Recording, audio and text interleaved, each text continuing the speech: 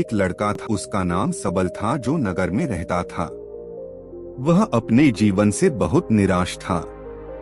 उनकी निराशा का कारण यह था कि वह अब तक अपने जीवन में कुछ नहीं कर रहा था।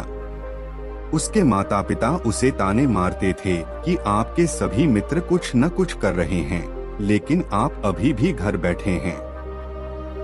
दोस्तों के बीच भी अक्सर उनका मजाक उड़ाया जाता था। वह कहीं जाता तो लोग उससे पूछते कि आप क्या कर रहे हैं। उसे यह बताने में भी शर्म आ रही थी। उसे अपना जीवन बोझ लगने लगा था।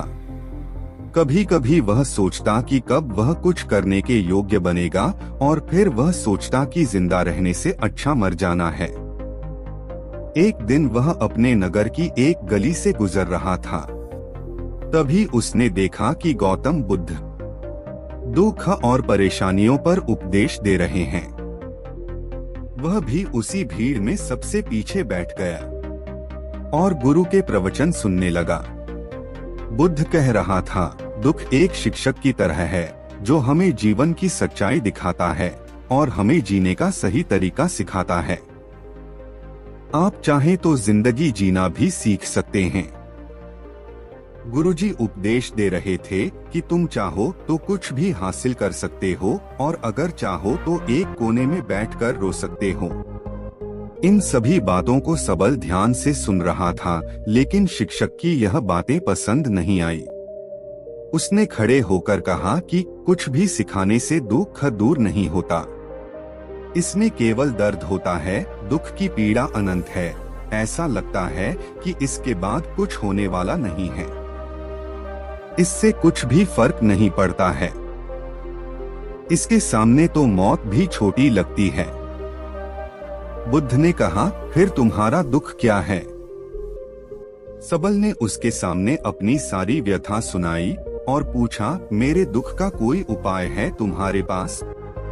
यह सुनकर शिक्षक मुस्कुराए और बोले, तुम उस दिन मेरे पास आओ जब आपके जीवन में वास्तविक दर्द हो। मैं आपकी समस्या का समाधान अवश्य करूंगा। यह कहकर गुरु वहां से चला गया। सबल ने सोचा, कहीं मेरा दुख नकली तो नहीं है? क्या मैं जिस दर्द से गुजर रहा हूँ वह नकली है? मेरा दुख कोई नहीं समझ सकता। जब माँ बाप नहीं समझते तो गुरु क्या समझेगा? उनके दुखों से व्यथित होकर सबल ने एक फैसला लिया कि अब वह कुछ करेगा। सबल ने एक छोटा व्यवसाय शुरू किया, पर उसे सफलता नहीं मिल रही थी। लेकिन उसके घर वाले पूछते हैं कि क्या वह कुछ कोशिश कर रहा है। वह अपने व्यवसाय में लगा रहा और धीरे धीरे उन्हें सफलता मिलने लगी। फिर उसने गति पकड़ी और केवल 3 साल के अंदर ही वह एक बड़ा बिजनेसमैन बन गया। अब सबल के आसपास ऐसे कई लोग थे जो उसकी परवाह करता था, जो उससे प्यार करता था। अब उनके परिवार के सदस्य भी उसकी तारीफ करते नहीं थक रहे थे। दिन ब दिन उसके मित्रों की संख्या बढ़ती जा रही थी। अब वह अपनी जिंदगी से बहुत खुश था।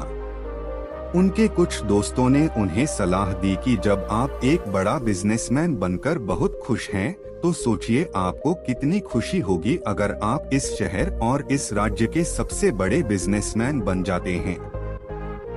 कितने लोग आपसे जुड़ना चाहेंगे, आपकी कितनी बड़ी ख्याति होगी, और स्वयं राजा भी आपसे दोस्ती करना चाहेंगे और जरूरत पड़ने पर ही आपसे पैसे उधार लेंगे। दोस्तों की यह बात सबल के मन में घर कर गई।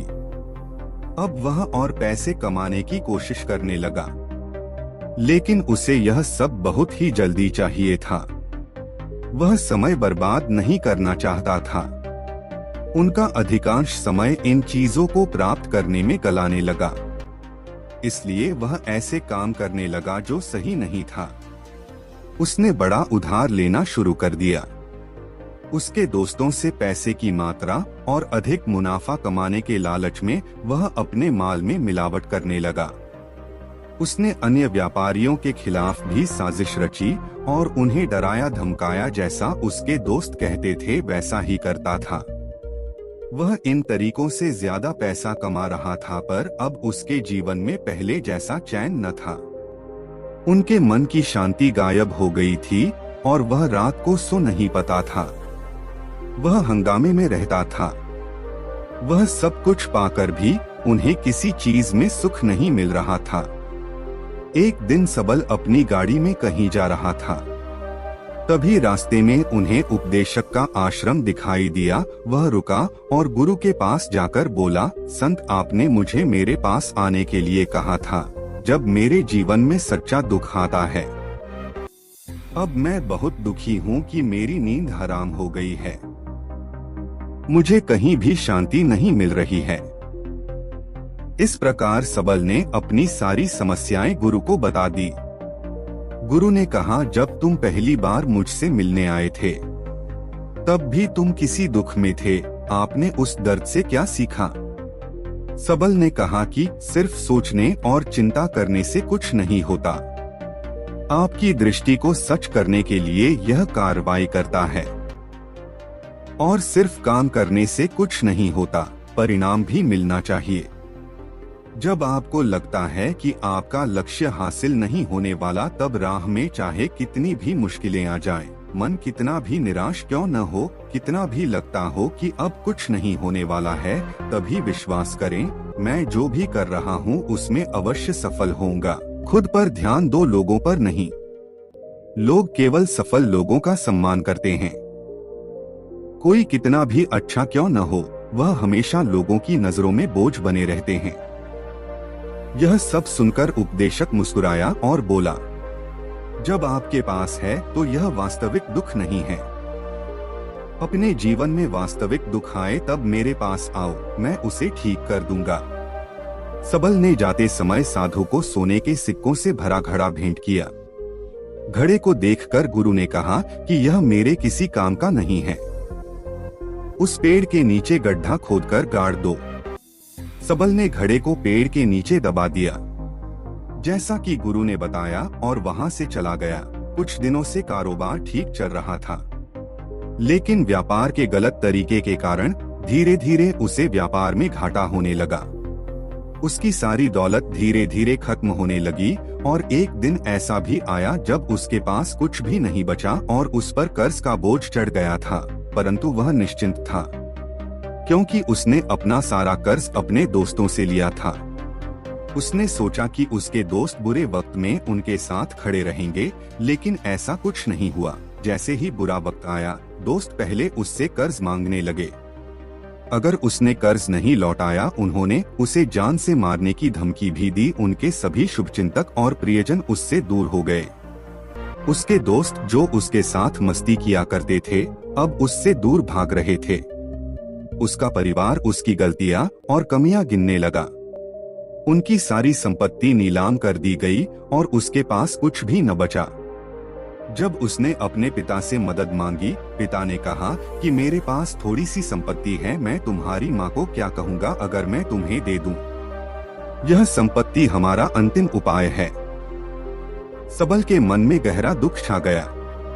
उसके आसपास कोई नहीं था जो उनके दुख को समझ सके, जो उसे संभाल सके। जनता के इस विश्वासघात के कारण वह अंदर से टूट चुका था।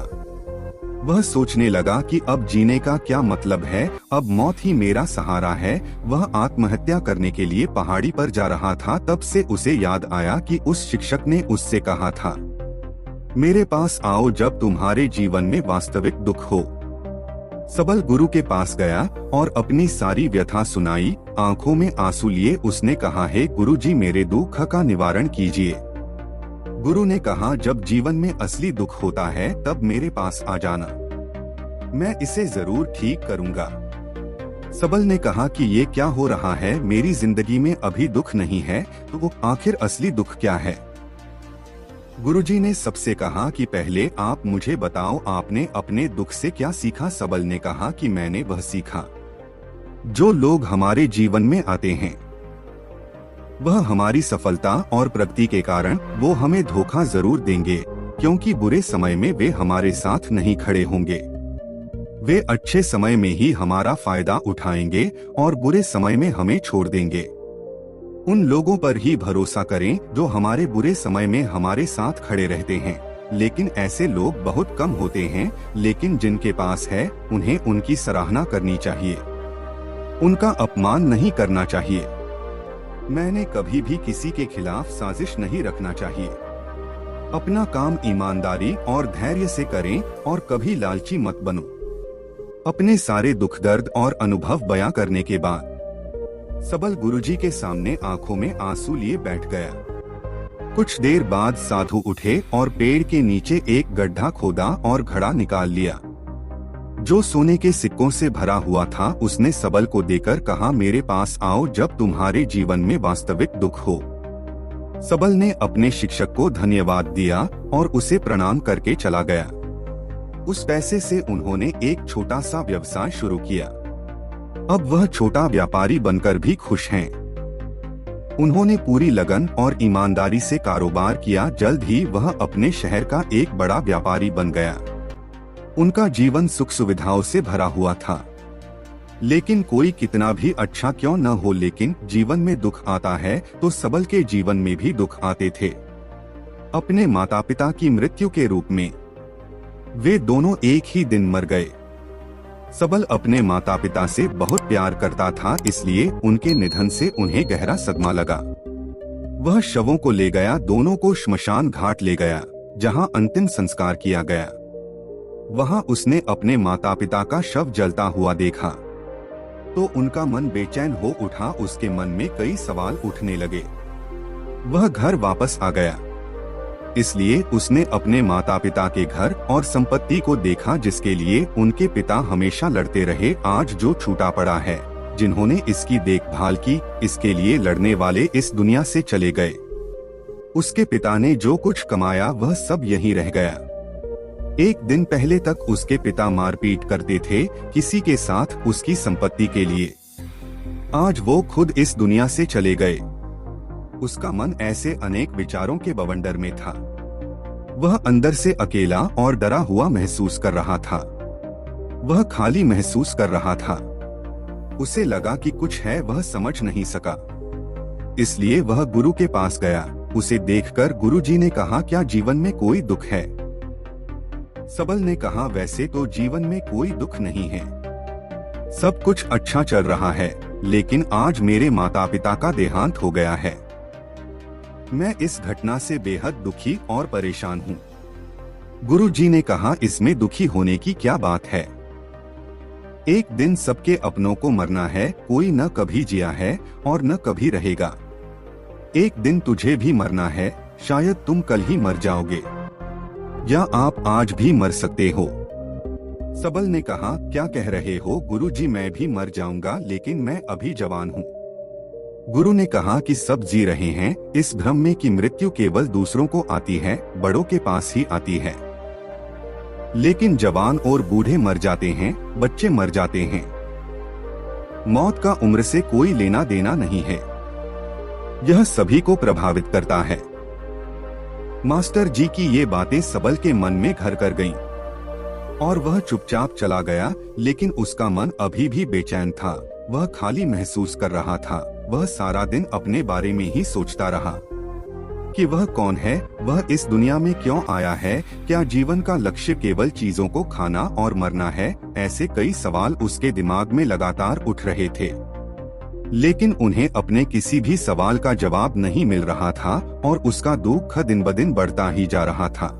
इसलिए कुछ दिन बाद वह फिर से गुरुजी के पास पहुंचा और बोला, हे स्वामी, मैं बहुत दुखी हूँ क्योंकि मैं यह नहीं जान पा रहा हूँ कि मैं कौन हूँ और मैं इस दुनिया में क्यों आया। यह सुनकर गुरुजी मुस्कुराए और बोले, आज आपके जीवन में पहली बार सच्चा दुख उत्पन्न हो गया है। यह वास्तव में दुख कहलाने के लायक है। हम नहीं जानते कि हम कौन हैं, हम क्यों आए हैं, क्या करें, कैसे करना है। सबल ने अपने गुरु से कहा कि उसकी दुर्दशा दूर करो। गुरु ने कहा कि हम सभी इंसान हैं, जीवन भर संग्रह करते रहते हैं। सबल ने कहा कि सभी इंसान जीवन भर धन, सम्मान, परिवार, प्रतिष्ठा, मित्र, शत्रु आदि जमा करता है। गुरु ने पूछा, क्या हम एकत्रित की गई चीजों में से कुछ भी अपने साथ ले जा सकते हैं? सबल ने कहा, कोई भी इंसान अपने साथ कुछ भी नहीं ले जा सकता, वह सिर्फ अकेला ही जाता है। मेरे माता पिता भी अपने साथ कुछ भी नहीं लेकर गए, सब कुछ धन संपत्ति वैभव सब कुछ यहाँ पर छोड़ कर गए। शिक्षक ने कहा, अब मेरी बात ध्यान से सुनो, इस संसार में हमें जो संग्रह करना चाहिए वह हम नहीं करते, चीजें हमारे सामने होती हैं लेकिन हम उन्हें देखने की कोशिश नहीं करते। हमें इस दुनिया में जो कुछ भी इकट्ठा करना है वह हम खुद हैं, हमें खुद को जुटाना होगा ताकि जब हम मरें तो हम एकजुट हो सकें और खुद को पहचानने में सक्षम होने के लिए। हम अंदर बंटे हुए हैं, हम प्यार, नफरत, गुस्सा, ईर्ष्या में बंटे हुए हैं। क्रूरता, धन, स्थिति, प्रतिष्ठा, सम्मान, पहचान, धर्म, जाति, सैकड़ों हजारों ऐसी चीजों और इच्छाओं में हम विभाजित हैं और टुकड़ों में जीवन जी रहे हैं। इस विभाजन के कारण हमारी चेतना कभी एक नहीं हो सकती। हमारी चेतना शक्ति बिखरी हुई है, इसलिए हमारे पास इतना समय नहीं है, इतनी ऊर्जा नहीं कि हम मुड़ सकते हैं और अपने भीतर देख सकते हैं। वास्तव में धन, सम्मान और सुविधाओं का अभाव, लोग इसे दुख समझते हैं और जीवन भर के लिए जो दुख कहकर रोते रहते हैं। सम्मान की आशा छोड़ देनी चाहिए। शिक्षक ने कहा कि भावनाओं और इच्छाओं ऐसे बिखरे हुए मनुष्य में से निकल आ, जैसे कोई पत्थर पहाड़ से गिरे जिस पर पर्वत का कोई वश नहीं है सिवाय देखने के। परेशान होना और कुछ खोना, वैसे ही बिखरे हुए मनुष्य की इच्छाएं बेकाबू और दर्दनाक हैं। उसका अनियंत्रित मन इच्छा करता रहता है और कल्पना करता रहता है और यह दुख देता है। लेकिन जब एक व्यक्ति अपने मन को एकत्र करता है तो वह जो कुछ भी करता है वह उसके नियंत्रण में होता है।